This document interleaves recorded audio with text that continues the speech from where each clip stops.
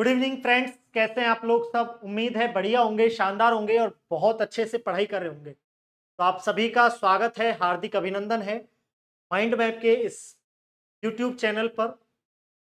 आप देख पा रहे हैं मुझे लाइव। और दोस्तों, आज की ये जो कक्षा, ये जो क्लास होने वाली है, बहुत ही शानदार, बहुत ही महत्वपूर्ण और ये मान के चलिए कि बिल्कुल एकदम एग्जाम ओरिएंटेड क्लास होने वाली है। हमारा उद्देश्य सिर्फ प्रश्न करवाना नहीं है। आप ये ना सोचें कि 50 प्रश्न 60 प्रश्न लेकर के हम आए हैं तो केवल हम 50 प्रश्न करवा रहे हैं। नहीं दोस्तों, इस क्लास का उद्देश्य क्या होता है। जब भी मैं आप लोगों के लिए माइंड मैप में कभी भी कोई मैराथन क्लास आप लोगों के लिए आती है तो उसका उद्देश्य होता है, उसके पीछे टीचर की भी मेहनत होती है बहुत ज्यादा। और उद्देश्य ये होता है कि उस एक क्लास के द्वारा, उस एक क्लास के जरिए, एक छोटी क्लास के जरिए, देखो लोग क्या करते हैं, हर कोचिंग में क्या हो रहा है मैं देख पा रहा हूँ, जैसा कि महीने 2 महीने पहले से क्लासें लेने लग जाते हैं और डेली मैराथन चलती है, डेली मैराथन चलती है। अरे भैया, इतना मैराथन में ही पढ़ा दोगे जितना तो पूरी साल में बच्चा नहीं पढ़ा, इतना तो तुमने मैराथन में पढ़ा दिया। फिर वो मैराथन कहाँ रहा, वो तो पूरा कोर्स ही बन गया। और फिर उसमें से प्रूफ लेके आते हैं और वो भी पूरे नहीं लेके आते। माइंड मैप का सोचिए, एक क्लास लेते हैं, केवल एक क्लास लास्ट टाइम पे, और उस एक क्लास से प्रूफ देते हैं, 90% के प्रूफ देते हैं। तो सोचिए कितनी बड़ी बात होगी।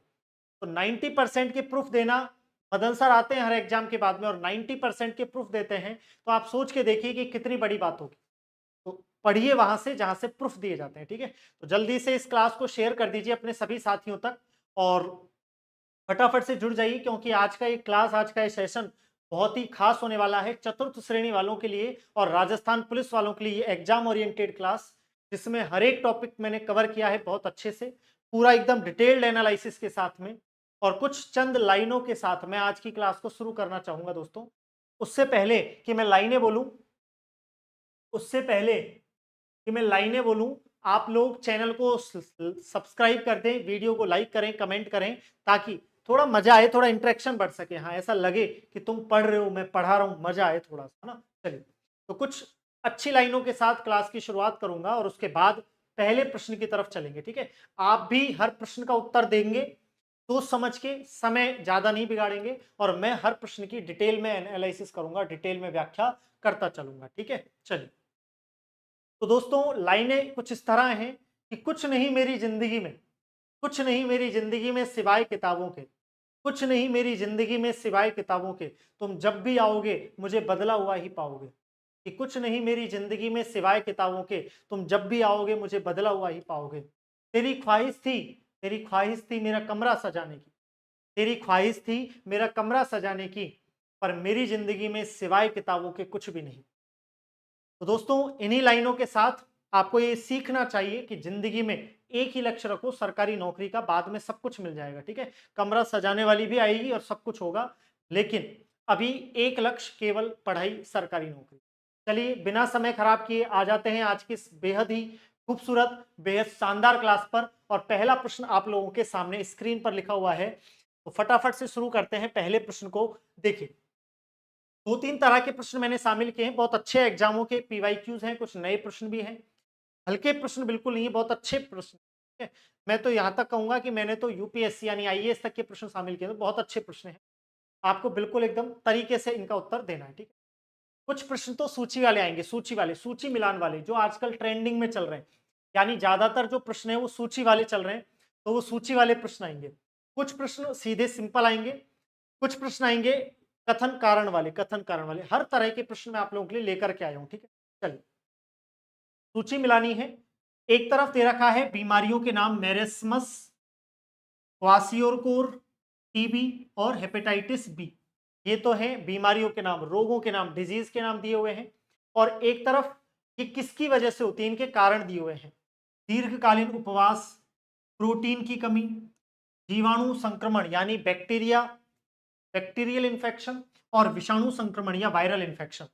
तो मिलाते हैं दोस्तों, देखना कौन सी बीमारी किस वजह से होती है। सबसे पहले टीबी की बात करो। टीबी दोस्तों, टीबी आप सबको पता है, टीबी एक बैक्टीरिया से होने वाली बीमारी है और इसके बैक्टीरिया का नाम होता है माइकोबैक्टीरियम ट्यूबरक्लोसिस, ठीक है। टीबी में टेस्ट कौन सा करते हैं, मेंटॉक्स टेस्ट करते हैं, मेंटॉक्स, मेंटॉक्स टेस्ट या ट्यूबरक्यूलिन टेस्ट किया जाता है, ठीक है। तो टीवी एक बैक्टीरिया से होने वाली बीमारी, सबसे पहले इस पे टिक करते हैं ये लोग, ये जीवाणु या बैक्टीरिया से होने वाली बीमारी। तो सी में 3 आएगा, थर्ड आएगा, तो डी तो यहीं कट गया। चलो आगे। हेपेटाइटिस बी, हेपेटाइटिस लिवर से संबंधित एक बीमारी है और सबसे कॉमन 5 प्रकार का ये वायरस होता है, hepatitis A, B, C, D और ई। इसमें सबसे ज्यादा कॉमन, सबसे ज्यादा जो बीमारी होती है हेपेटाइटिस बी, सबसे ज्यादा हेपेटाइटिस बी वायरस से होती है और बिल्कुल एचआईवी की तरह ट्रांसफर होती है। ठीक है, तो हेपेटाइटिस बी वायरस की वजह से होने वाली बीमारी है, तो इसमें आएगा फोर्थ, तो ये सी ऑप्शन भी कट गया। अब ये 2 ऑप्शन बच गए। ठीक है, आगे चलो दोस्तों। मेरेस्मस और क्वासियोरकोर, ये दोनों वैसे प्रोटीन की कमी से होते हैं, ये दोनों प्रोटीन की कमी से होते हैं। पहला मेरेस्मस बी,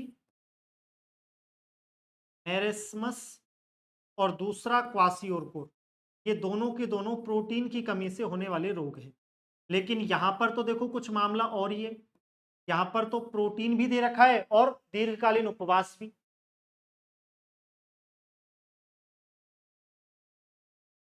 यस, तो मेरेस्मस और क्वासियोरकोर ये दोनों बीमारियां प्रोटीन की कमी से होती है छोटे बच्चों में।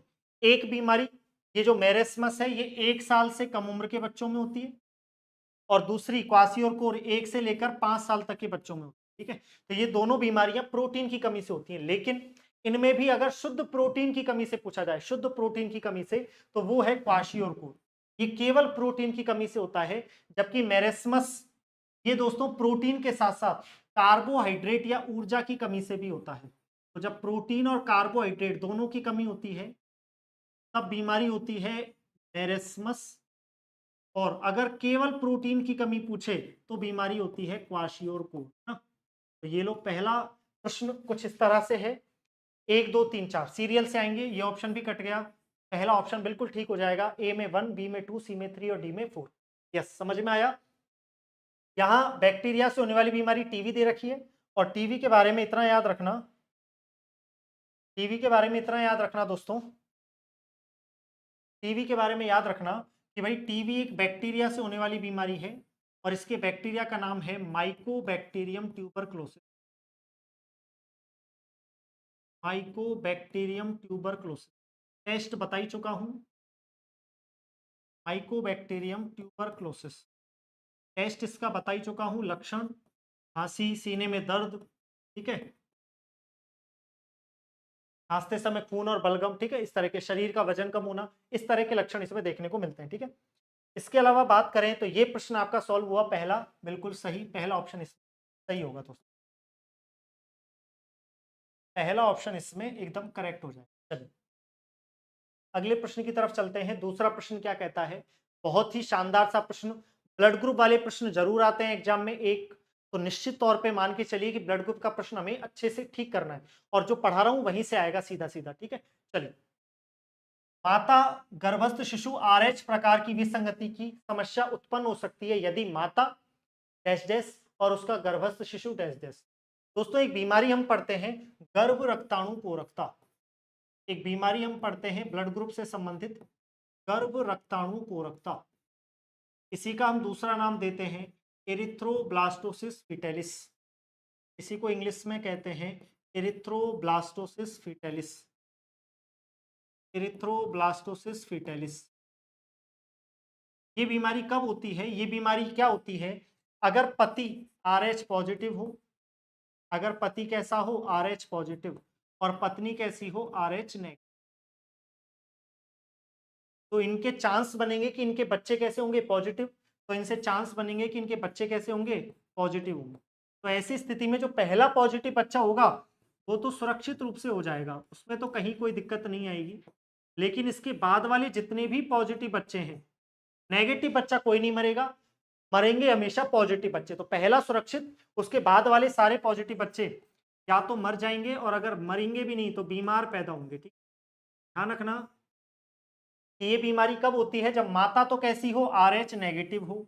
तो देखो सही तटा दो, सही तटा दो, माता RH नेगेटिव, RH हीन होगी, और बच्चे कैसे होंगे, पॉजिटिव। ये ऑप्शन भी हटा दो, सही ऑप्शन हो गया बी। ठीक है, तो यहाँ पर माता RH हीन या RH नेगेटिव, और बच्चा कैसा है, RH पॉजिटिव।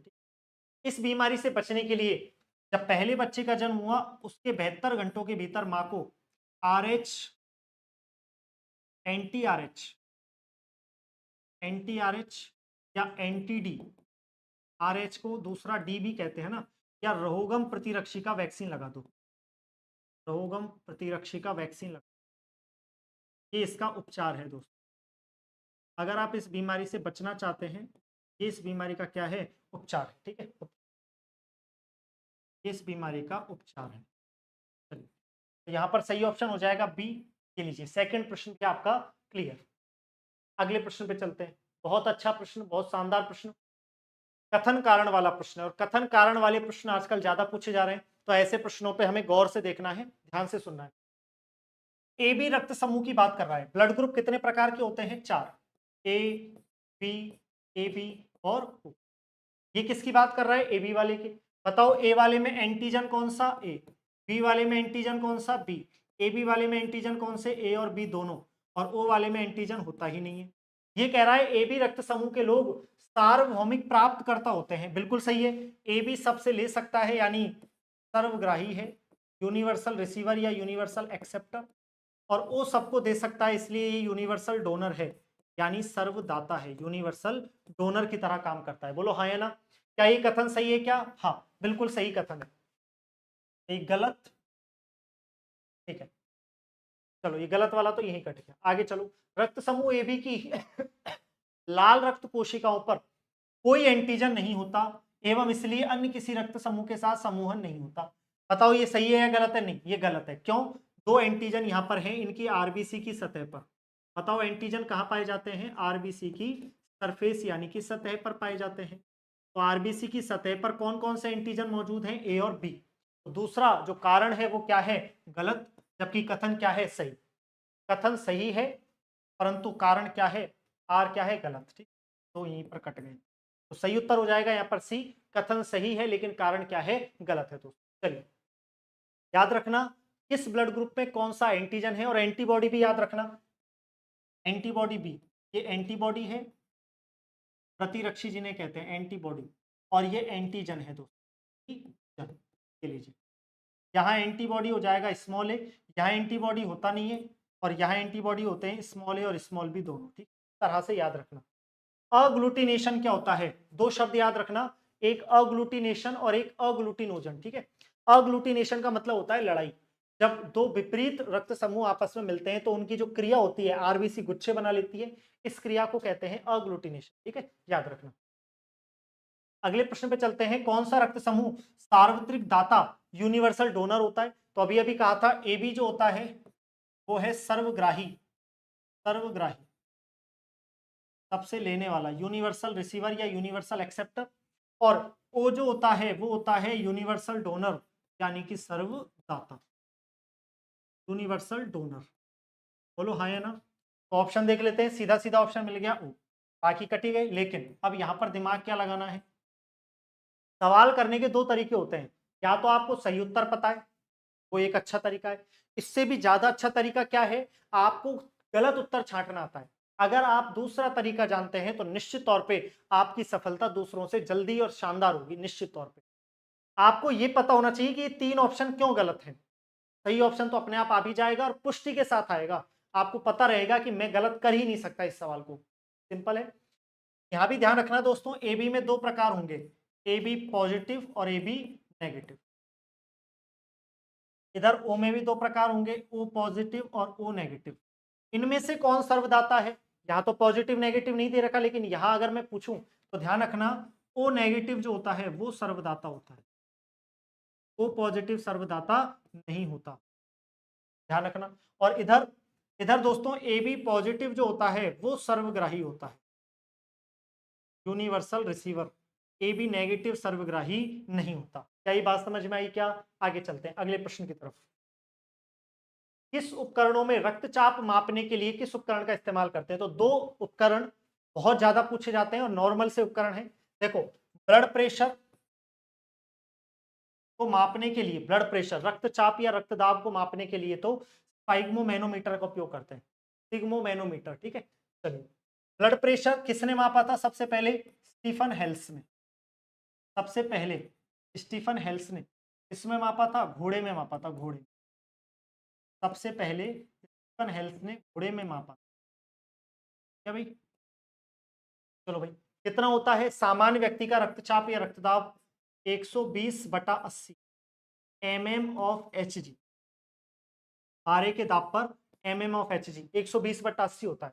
यहाँ जो 120 है ये है सिस्टोलिक प्रेशर, संकुचन दाब, सिस्टोलिक प्रेशर, और ये जो 80 है ये है डायस्टोलिक प्रेशर, अनुशिथिलन दाब। ये सिस्टोलिक और डायस्टोलिक भी याद रखना, संकुचन दाब और अनुशिथिलन दाब, ठीक है।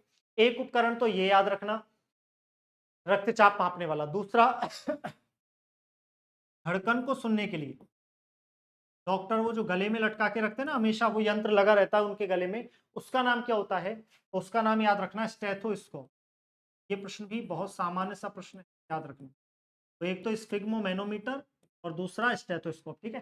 पहले जो स्फिग्मोमेनोमीटर आते थे, आजकल तो इलेक्ट्रिक और मतलब डिजिटल आने लगे, लेकिन पहले जो आते थे उनमें पारे का इस्तेमाल होता था। क्या इस्तेमाल होता था? मरकरी या पारे का इस्तेमाल। लेकिन अब तो डिजिटल आने लगे, ठीक है। पारा बहुत खतरनाक है, जहरीली धातु है, अगर गलती से चला जाए मुंह वगैरह में तो नुकसान कर जाएगा, ठीक है। चलो, तो यहाँ पर सही उत्तर हो जाएगा स्फिग्मोमेनोमीटर, यस। बहुत अच्छा, बहुत ही लाजवाब, बहुत ही शानदार सा प्रश्न। इस तरह के प्रश्न आजकल खूब पूछे जा रहे हैं एग्जाम में।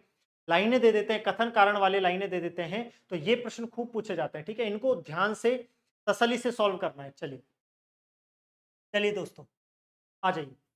हीमोग्लोबिन के बारे में बात हो रही है। हीमोग्लोबिन नाम सुना है हीमोग्लोबिन का? कहाँ पाया जाता है? हमारी जो लाल रक्त कणिकाएं होती हैं आरबीसी, उन आरबीसी के अंदर बैठा होता है हीमोग्लोबिन। हीमोग्लोबिन होता कितना है? हीमोग्लोबिन होता है 12 से लेके 16 ग्राम, 12 से 16 ग्राम प्रति 100 मिलीलीटर रक्त। हीमोग्लोबिन शब्द दो शब्दों से बना है, हीम और ग्लोबिन से। हीम का मतलब होता है आयरन, हीम का मतलब होता है आयरन Fe+2, और ग्लोबिन का मतलब होता है प्रोटीन, लीवर में बनती है, यकृत में बनती है, ठीक है। ये क्या कह रहा है हीमोग्लोबिन के बारे में? रक्त में ऑक्सीजन का संचार करता है, बिल्कुल करता है भाई। हीमोग्लोबिन ही तो है जो ऑक्सीजन को पीठ पर बैठाकर लेकर के जाता है और कार्बन डाइऑक्साइड को लेकर के आता है, ठीक है।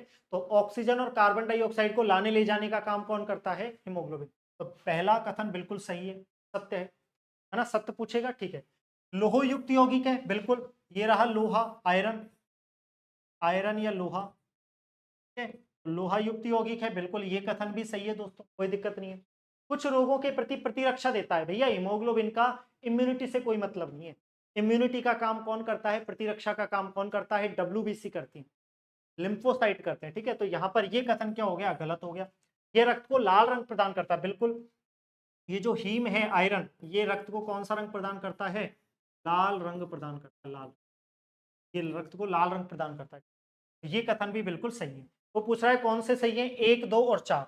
ये लो, डी ऑप्शन करेक्ट हो जाएगा, 1, 2 और 4। जब यही हीमोग्लोबिन ऑक्सीजन के साथ कनेक्ट होता है, ध्यान रखना, एक हीमोग्लोबिन 4 ऑक्सीजन अणुओं को बांधता है, एक हीमोग्लोबिन 4 ऑक्सीजन अणुओं को बांधता है। और हीमोग्लोबिन के साथ जब ऑक्सीजन कनेक्ट होता है तब बनता है ऑक्सी हीमोग्लोबिन, तब बनता है ऑक्सी हीमोग्लोबिन। ये भी याद रखना भाई, हीमोग्लोबिन और कितना? एक हीमोग्लोबिन कितने ऑक्सीजन अणु?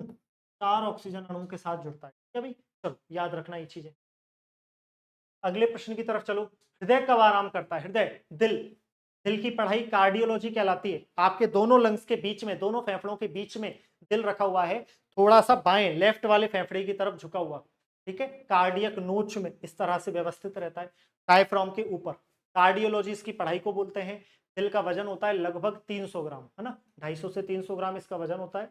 और दिल 1 मिनट में 72 बार धड़कता है, 70 से 75, यानी औसतन 72 बार इसकी धड़कन होती है।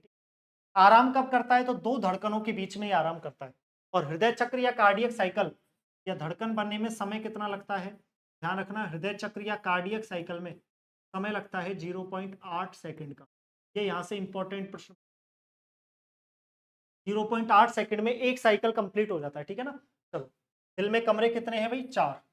2 आलिंद हैं और 2 क्या हैं? निलय। 2 आलिंद हैं और 2 निलय हैं, ठीक। दिल का सबसे बड़ा कमरा कौन सा है? दिल का सबसे बड़ा कमरा है बायां निलय, लेफ्ट वेंट्रिकल, बायां निलय। और सबसे छोटा कमरा कौन सा है? बायां आलिंद। ये सबसे छोटा। दिल का सबसे बड़ा कमरा है लार्जेस्ट। दिल का सबसे बड़ा चेंबर या सबसे बड़ा कमरा कौन सा है? बायां नीले। और सबसे छोटा स्मॉलेस्ट ये चेंबर कौन सा है? बायां आलिंद।